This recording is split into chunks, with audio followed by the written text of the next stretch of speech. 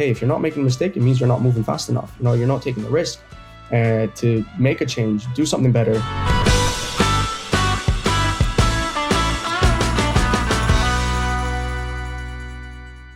Welcome back to Content in Business. I'm with Patryk Luszcz, Regional Director at Profitroom, a premium booking platform for hotels and resorts. Hi, Patryk.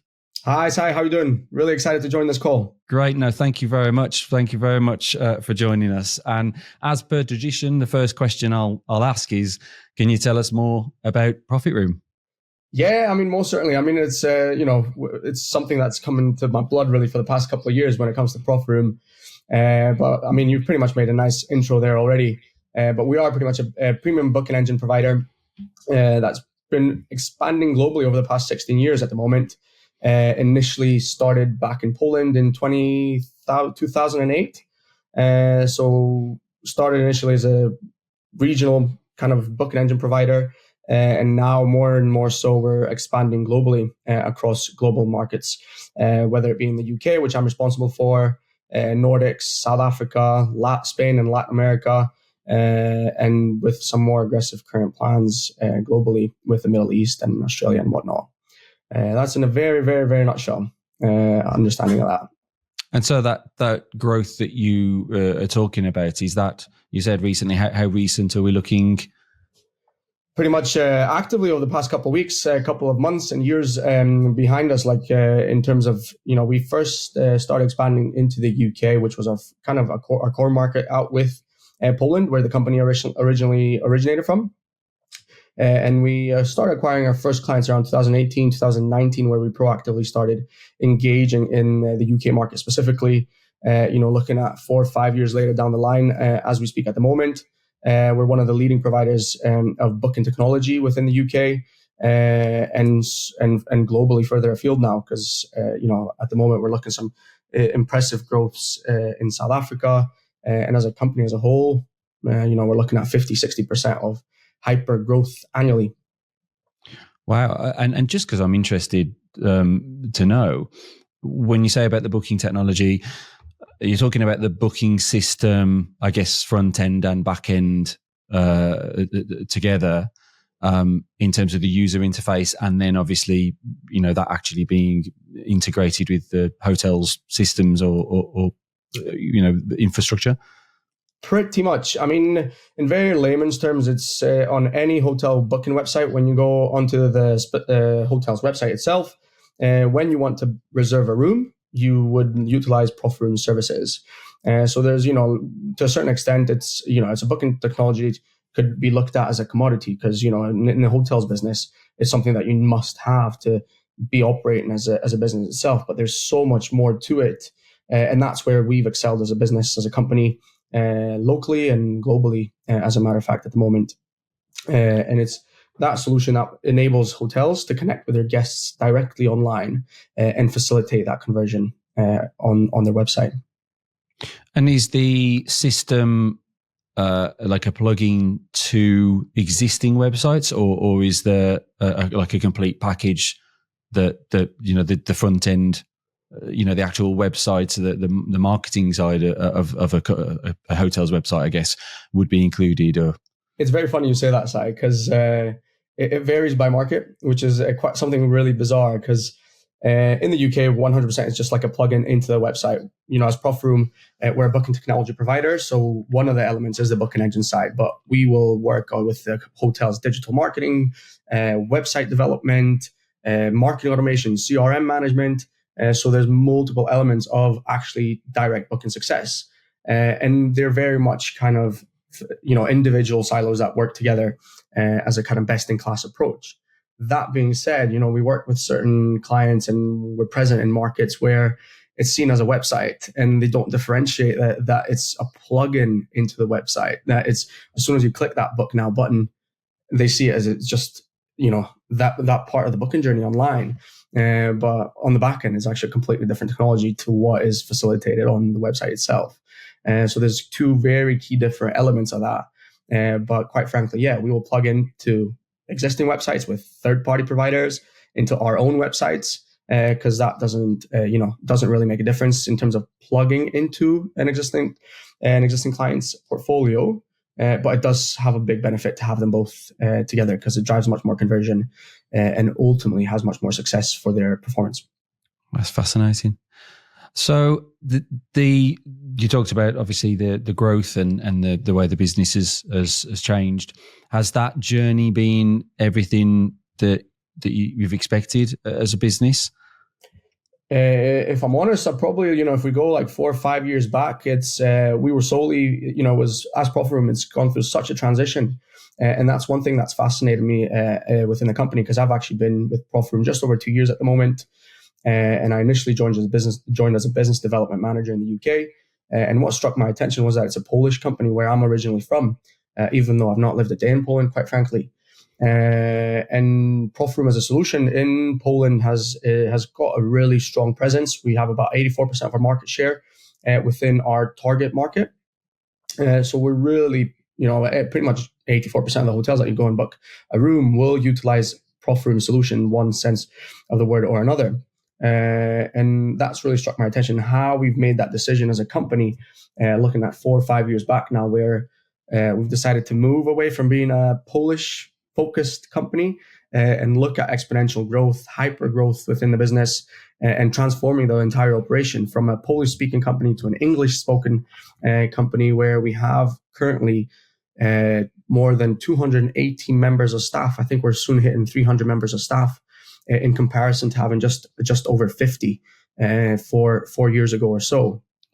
Wow. So, there's been some tremendous growth globally, because, previously everybody was based in Polish head office in Poznań. And now we've got all these individual team members all over the world. So, we've got people at the moment I'm chatting to in Cancun and Mexico. And on the other side, you got other team members in Sri Lanka or South Africa. So, you're really dealing with multiple time zones and people working across different countries with different cultures and different kind of ways of actually having to work. So it has been interesting of how we kind of collate that together. We go through that exponential growth, but we've got some amazing team members in the team, in the C-level and the board, our chief growth officer and whatnot, in terms of how we look at that exponential growth. And I think, quite frankly, we're being surprised every week, every month. We're seeing new opportunities come to fruition. I mean, what happens a lot with severe expansion, but rapid expansion, certainly in the amount of workforce, is we hear so many times about challenges, difficulties. Has it been a smooth process, or has there been a number of challenges to deal with on that front? In the perfect and ideal world, I'll tell you the truth, and I'd be like, no, it's been super easy and everything has been stable and no challenges or hiccups along the way. But quite frankly, that's the complete opposite. We work in a team which is very versatile. We constantly push our team members and work together as a team to come up with new ideas, break the status quo and think of the unthinkable very often. And quite frankly, when you're going through that hyper growth and you want to challenge the status quo, mistakes will happen. If mistakes don't happen, I would say, I tell to my team that, hey, if you're not making a mistake, it means you're not moving fast enough. You're not taking the risk to make a change, do something better. Because, it's very easy to be just stagnant and sitting around and doing a comfortable job and not taking a risk. But that's where it starts getting boring. So I'd say 100%, there's been multiple hiccups today, yesterday, a week ago, a month ago, years ago. But it's about having that right culture, the right mentality that, hey, if it's a mistake, it's good because at least we're doing something. Because if there's no mistakes, there's no progress, there's no challenge in anything, and there's no actually aspirational growth in that side. So I think within Profitroom, really that interesting thing and the exciting thing that we've seen over those years, that mistakes are accepted. And that's something nice within this culture, within the business, because it's a right way for further growth. But it's how you take those mistakes on board, how you analyze that, what's happened, why did it happen in this instance, and make sure that we do the best, that it doesn't happen, do our best to make sure it doesn't happen again. Whether it's through standard SOPs or implementing certain processes, or actually being, quite frankly, more experienced and being more aware of what's happening in the market. I think there's two types of mistakes, isn't there? There's the mistakes that are learning based, maybe based on a little bit of risk, pushing things, pushing ambitions, maybe a bit too far, but it's something that was, a balanced decision. And then there's mistakes that are just, lethargy and just, poor quality in terms of, the individual or the processes or something like that. And I think, but ultimately, like you mentioned, if you've got a good team, and a good culture, that shouldn't happen anyway. So yeah, any of the mistakes should be welcomed, so to speak. Yeah, I mean, referring to your second kind of mistake, which is you mentioned, like poor quality or whatnot. I'd actually refer to that more as ignorance or skills based, which is fine because, of course, from a training point of view, there's certain skill elements that we need to train on a daily basis with our teams globally around the world and within the UK as well, specifically. So, of course, we need to acknowledge that if there's a skills gap that we need to really facilitate. But quite frankly, if it's a skills gap, that's also not a bad thing. Cool, we know it's a mistake. We know there's a skills gap there. There's a solution to everything. So it's about identifying amongst the team, how can we come to the right solution and make sure that skills gap is filled, if it's that element. But if somebody's being quite frankly ignorant or doesn't have that motivation and lacks that element of desire to do better, then that's obviously evident in an environment where we keep on pushing the status quo and looking at 50, 60% year-on-year growths. And again, I guess, to scale the way that you have in terms of that amount of members of the team, that there must be a fairly strong recruitment process that you've got in place, a screening process in terms of that personality. Yeah, I'm responsible for the UK. I'm looking at the performance of our UK market over the past year or so. And quite frankly, recruitment was one of my biggest challenges initially. So I've had to kind of change the team. We were looking at hiring a few team members on board, and now we've managed to successfully get a couple of team members on board with us. And quite frankly, we've changed the recruitment process quite drastically to make sure we recruit the right people, the right team members, and we have that full commitment on both ends because we work remotely. It's actually a bit hard to interview remote as well. Obviously it's after COVID, it's a few years past that now. And of course, we're all getting much more acquainted to that with the trend of people moving more and more back into the office. Quite frankly, that's not a trend that we are experiencing, and that's not something that we are looking at even or exploring within the UK or anywhere globally. But that brings challenges in terms of, okay, you meet somebody on a podcast like today or on a video call and they have all the right answers. But it's about screening through and being able to, look through the detail and look what might have been dropped out that you would normally be quite easily, perhaps, that could easily be spot on a face-to-face meeting. So we've changed our recruitment process quite a bit. We've got a strong internal recruitment team that has been of immense support. But we've had to use third-party agencies as well to support us in getting the right skills in the team. I think ultimately there is absolutely a feel that you get as well. So many times now, the whole trust your gut, approach, more often than not, is the right thing to go with.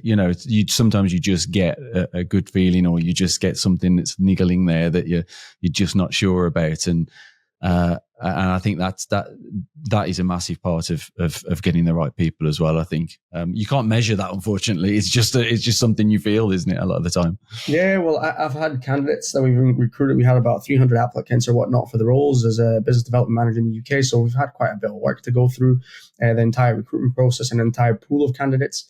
And then there had been a few candidates which I was really inclined to hiring, and there were some amazing candidates, and I was like, I definitely want them, but there was something there in that gut, like you mentioned, that's like, but something might not be right.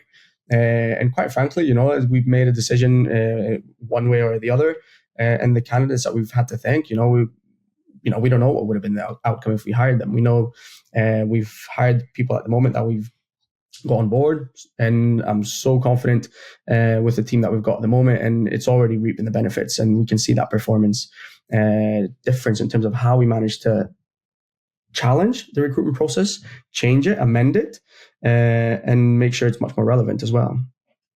I love that. And obviously you mentioned, the team and the culture being really important. What else are the key facets of Profit Room and the key elements that have got the business to where it is today? There's these terminologies of B2B, B2C, or whatever within sales and within business modeling. And quite frankly, the unique space and where we are within the business is that we're a B2B platform where we work with hotels, but we're actually B2B2C, where we provide that solution for the hotels to be able to ensure they can connect much better and within the website, within the booking process, to secure that reservations directly with their guests and actually be able to facilitate and grasp all that information from the booking journey into the CRM and into the booking platform to drive those conversions for the existing bookings that they're coming in, for any future ones as well, but building loyalty around the brand.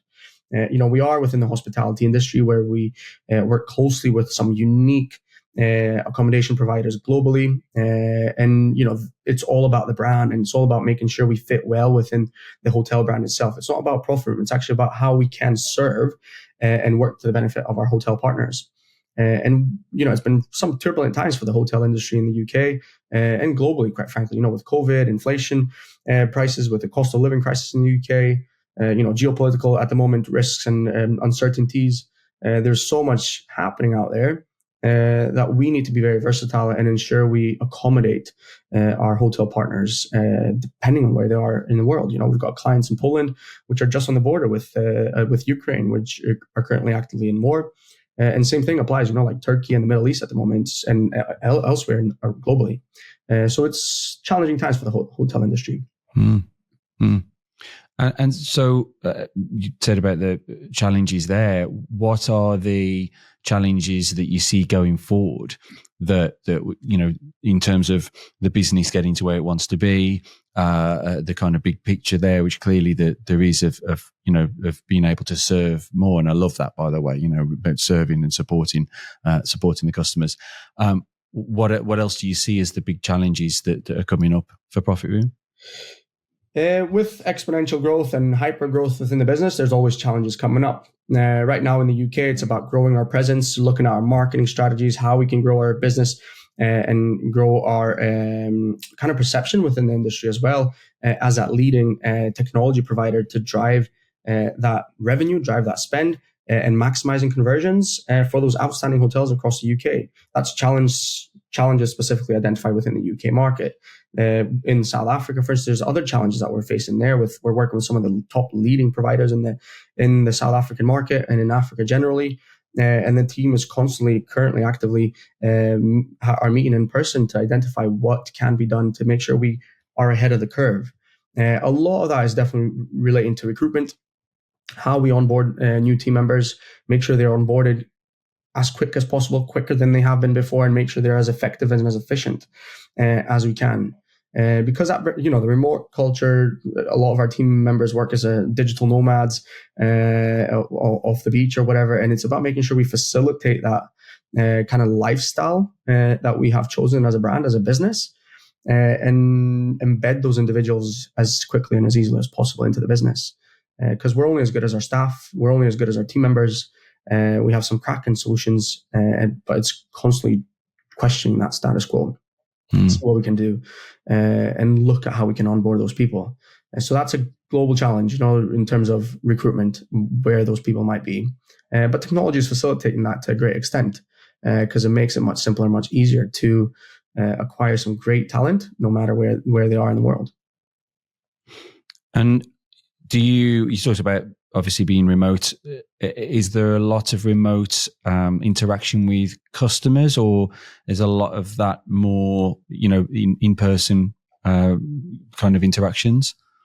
It's a mix between both, really. Quite frankly, hoteliers are really busy depending on what time of the year it is. They'll be working on their budgets, forecasts, and strategies, or whatever they might be working through. Our dedicated customer success team that really look at individual accounts, at their performance, how they manage that performance, and indicate specific gaps. within that, how our solution can perform. That's on a daily, weekly basis calls over the video, over the Zoom, Google Meets, or whatever it might be that the hotels might be utilizing. So this is all done remotely, but quite frankly, we've got budgets in hand to make sure our dedicated UK-based team meet those partners and those hotels face to face where need be, where possible, and we encourage as much as possible as it is feasible to have face to face interactions. Because at the end, we're all people, and the hospitality industry is all about having that human interaction. The reception team, the GMs, they all deal with their in-house guests on a daily basis. And quite frankly, that is their nature. So we kind of aim to plug into that and ensure we serve them in that way that is relevant to them. So 100%, we have all the intentions of making sure we meet in person. Next week or in a couple of weeks, two of my colleagues are going down south to Cornwall to meet all our existing partners, new potential opportunities that we've got with new clients down in the southwest. And it's having that right balance, utilizing that technology that is available to, have multiple meetings within a day, but actually have that human interaction where that is an option. Yeah, absolutely right. Yeah, balance technology and just that old school physical get together. Yeah, I mean that's definitely from the front end kind of customer interaction, shall I say, with our team in sales and marketing, customer success. But then you've got the likes of our developers and that are constantly kind of sitting in their scripts and all the coding in the back end, which that's, of course, it's all remote, and it's about having that human element between the teams. So quite frankly, we go through a significant investment that we bring all those 280, 290 individuals once a year to Poland, to our head office, where we can meet in person and spend some time together. So, we know that it's not just a computer right in front of us or a screen with a camera, but it's actually physical beings somewhere there, and really builds that exciting culture of being able to question each other, because once we've built that really close relationship amongst the team, we are able to question what we do and how we can do better, what we can do different, and really drive results. I think the fact that you mentioned that you've got a customer success team straight away says that that's the right kind of business. Anyone who puts a department in that is dedicated to the customer's success, that's focused on the customer, is going the right way. Absolutely. Yeah, we'd like to hope so. We definitely see the benefits of that. We see the value it brings to our clients, the value it brings to us as a business. And it only portrays through our daily tasks and what the team is responsible for. Because, technology is more and more so becoming more accessible. And we, on a daily, weekly basis, we see new solutions being implemented, whether in the hospitality industry and retail industry, which are really cool. But then when you have cool solutions, you need to implement them, and you need to implement them properly.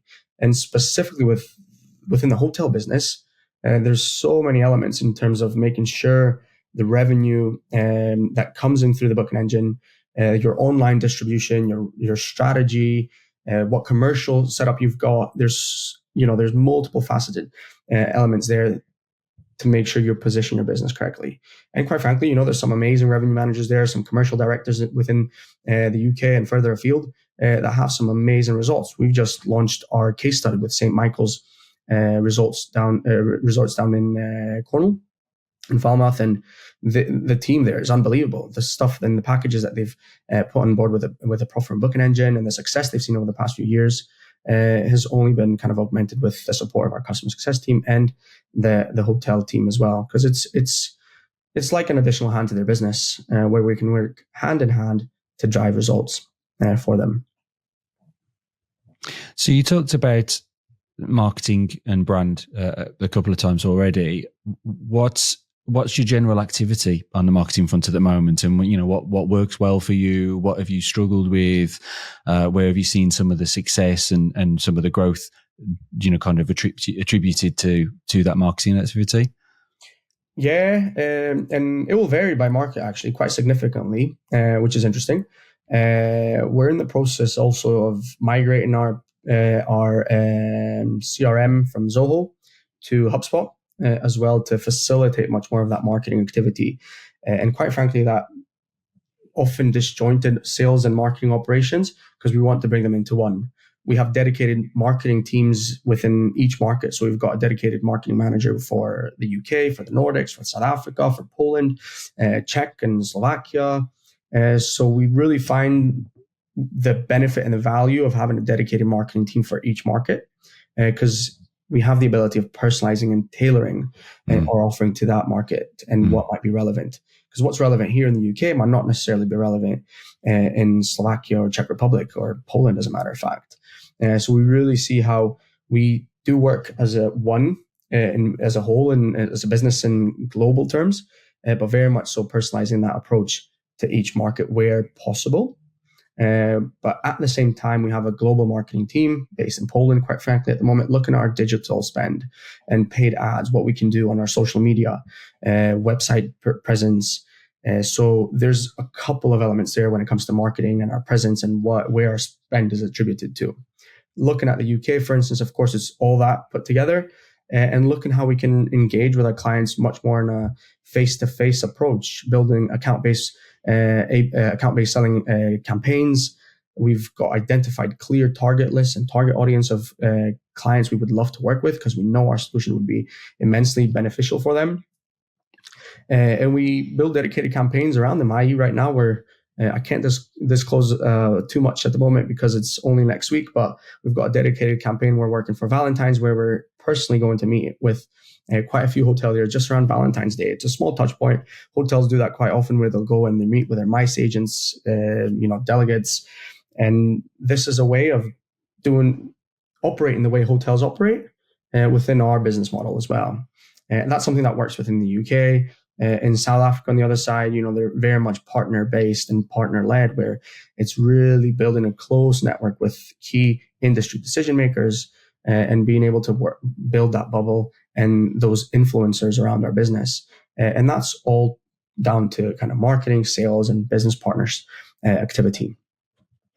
So it sounds like a mix of the programmatic and kind of automated digital-based systems, but then, like you say, proper, the old school where marketing crosses into sales, and it's actually liaising with people, like you've said, actually meeting people, talking through things, and building relationships.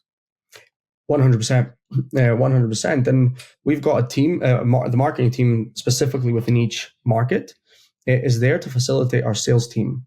So we build a sales and marketing strategy together, and depending on what our focus and strategy is from a sales capacity and from a sales point of view and a customer success point of view, we build that kind of marketing strategy around that. So i.e. that account-based selling or dedicated events that we base around those target audience that we're looking for, specific road trips from a marketing point of view in terms of engaging with those potential clients and our industry partners on a daily, weekly basis within their premises, some outstanding, beautiful hotels around up and down the country.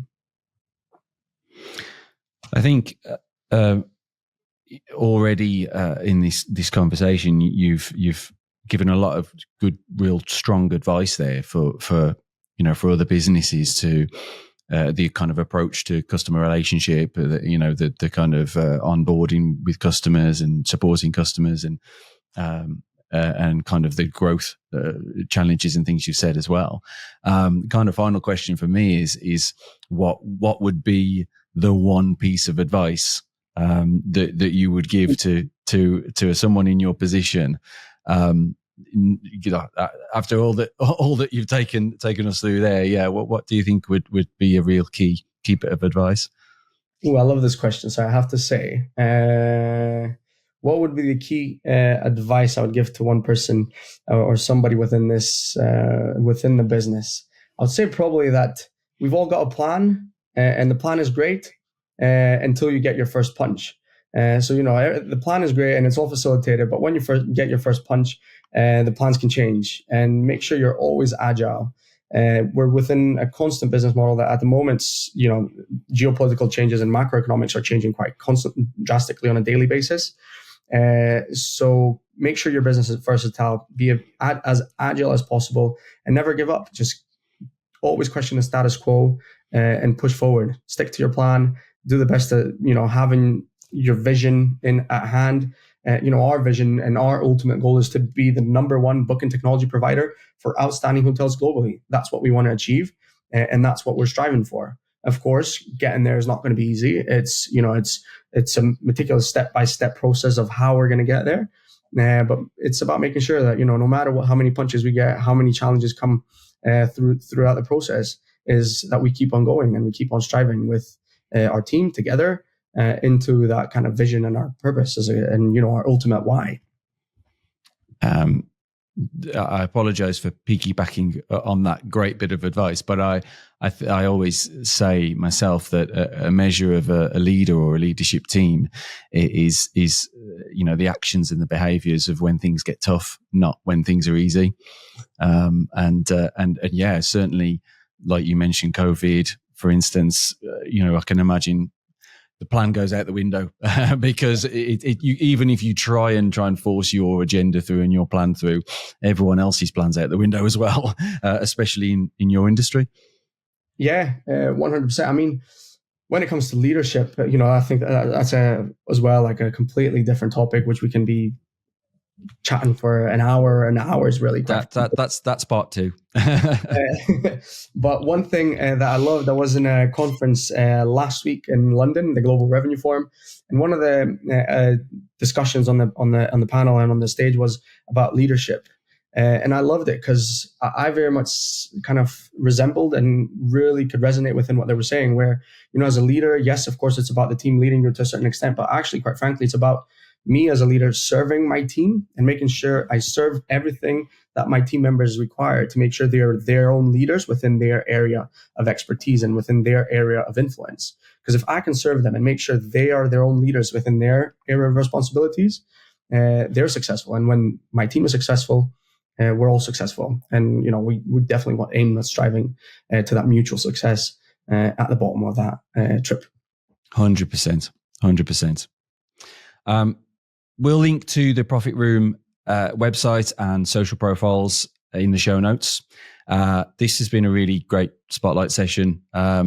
Really great inspiration and insights and tips that you've provided, Patryk. Really enjoyed it. I can imagine, I definitely think there's scope for a part two, a catch up and see how things are going and talk much more. Si, it's been a pleasure. It's generally been an honor to join this podcast. That being said, part two can be in a month's time, 6 months' time. We'll see. I'm sure there's going to be a lot of different things happening at the time because, as I said, we need to keep agile and keep on pushing.